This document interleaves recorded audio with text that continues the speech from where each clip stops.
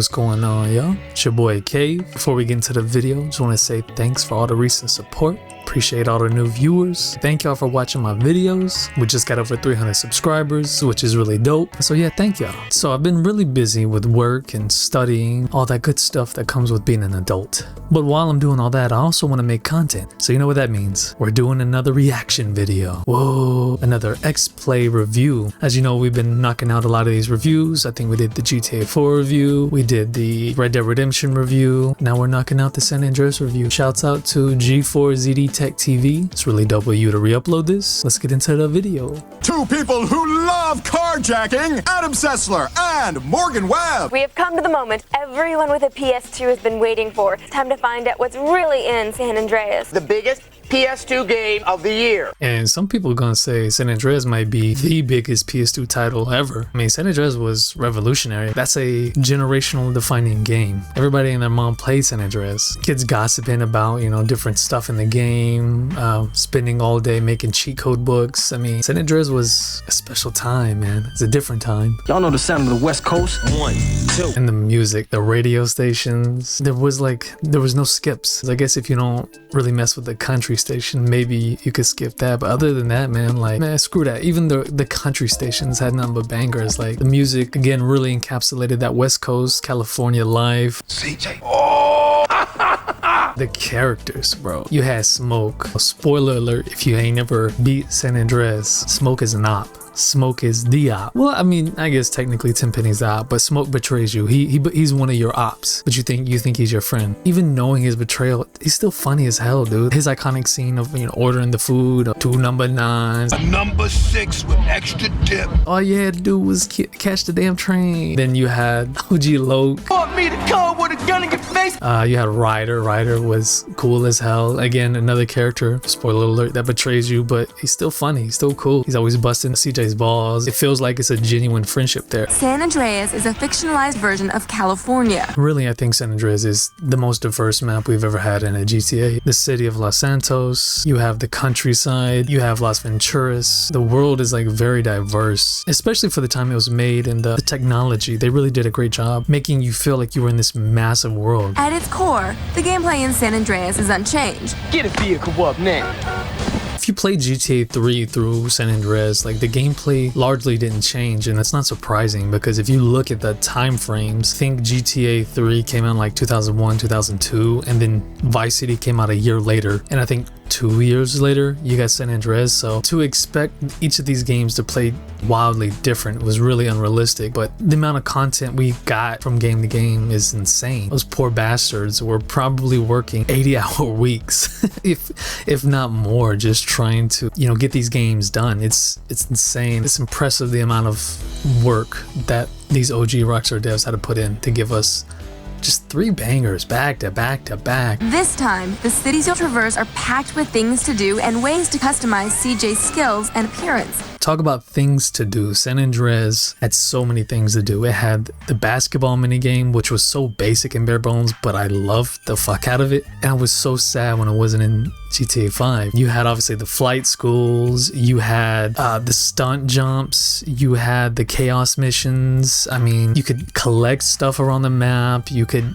do the gang tags, you had the gang war mechanic, buy properties, you could buy businesses. I mean, it was insane the amount of stuff they packed into this game. It's crazy. Of course, what you look like does impact how people react to you. This is a PS2 game, and people will compliment you based on what you're wearing, how buff you look. If you choose to, like, get overweight, people will compliment on that.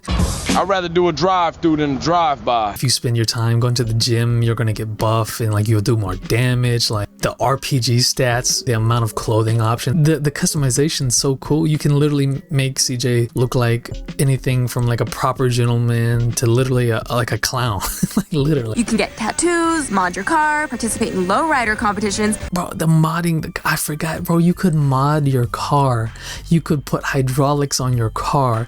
You could then go to car meets and then do a lowrider minigame with people. And even break into houses to steal valuables for cash. There were specific specific robbery minigames, again, just making you feel like a criminal. And we can't forget everyone's favorite GTA pastime, eavesdropping on pedestrians. I smoke because it gives me knowledge. 2 years ago, we gave GTA Vice City a 4 out of 5. What? They gave Vice City a 4 out of 5.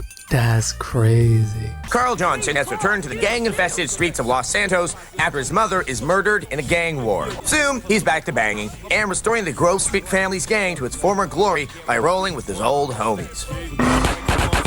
There was another cool mechanic that once you like built more respect and you gain more respect from, you know, your fellow gang members, you could like recruit them. You could just like go up to them, be like, hey, you follow me, and then they would hop in the car with you, and you can like, you know, go do shenanigans and, you know, go fucking shoot up ballers and stuff like that, and just get into nonsense. It was a pretty cool mechanic. Doing something stupid and driving into the water no longer means instant death. CJ can swim, finally. That's one thing I never understood about Vice City, for sure, was like, it had boats. Why couldn't you swim? Like, the game obviously wants you to traverse by water, and, you know, like, the controls are janky as hell sometimes. Sometimes you're trying to get on the boat and you fucking misclick and you jump headfirst into the water and you're done. Like, I always thought that was dumb. CJ is forcefully removed from Los Santos due to some difficulties with crooked cop Samuel L. Jackson. Samuel L. Jackson, his legendary role as Officer Tenpenny. Man, that man was made for this role. He played it so well. If you're not having fun riding up a mountain on a bicycle wearing a pimp suit in a thunderstorm, you just aren't trying. He's right though. Like, if you're not doing crazy shit in a GTA game, like, are you living? You got a pulse, bro? Like... The core of GTA remains the missions, and San Andreas features a couple hundred of them. Surprisingly, they're packed with variety, from drive-bys to cross-country trucking to robberies to combine jacking.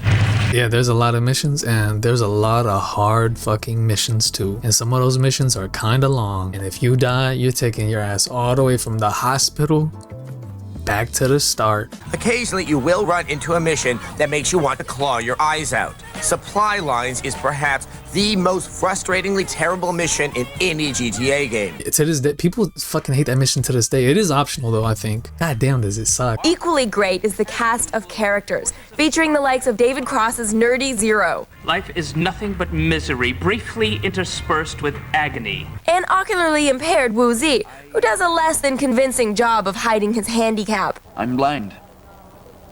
No CJ's story remains interesting throughout as he hooks up with a crazed man-hating chick. Don't worry, I make an exception for some of the men in my life. Now drive faster! And seeks enlightenment from his elders. Namaste, Carl. The that mean? They had like a great cast of characters. And another character, the James Woods character, I thought he was really dope. I just remember, I was like, oh snap, that's the guy from the Family Guy, the Family Guy episode. It's like, ooh, piece of candy. And we haven't even touched on the flying, the gambling. You and your casino. Yeah, I remember you could get in debt with the gambling and they would send like hitman after you and shit like that. That was another cool detail. And how could we not mention the multiplayer? Ooh, the multiplayer, which is really like a local co-op, I would say. Obviously, like you and your friend can like sit on the couch. You can like run around, can't do missions or nothing like that. It's awkward, you know, because you have to share a screen. So that's, you know, kind of annoying too. You can't really get too far away from each other. But I mean, for the time, it was cool. It's not perfect, but GTA San Andreas is packed with improvements and additions that more than make up for any flaws. X-Play gives it an unconditional 5 out of 5. That's great. Cool. It's impressive what all they get done in these games. They're also very revolutionary and also very cutting edge, you know, when you take into like consideration of like the content packed in there, you know, the voice acting, the story, the scale, the scope. So not every single aspect is going to be, you know, completely polished and completely perfect, but San Andreas is definitely a 5. I would have felt some type of way if they were like San Andreas is a 4 out of 5, or, you know, yeah, the game has some jank, but the bang for your buck, it might be the best value GTA there is. Legendary game, legendary gaming channel, another successful trip down memory lane. We can mark off another X-Play review off. If you guys like the video, leave a like, subscribe on the road to 1K. Currently working on another longer video. I'll see you guys next time. Peace.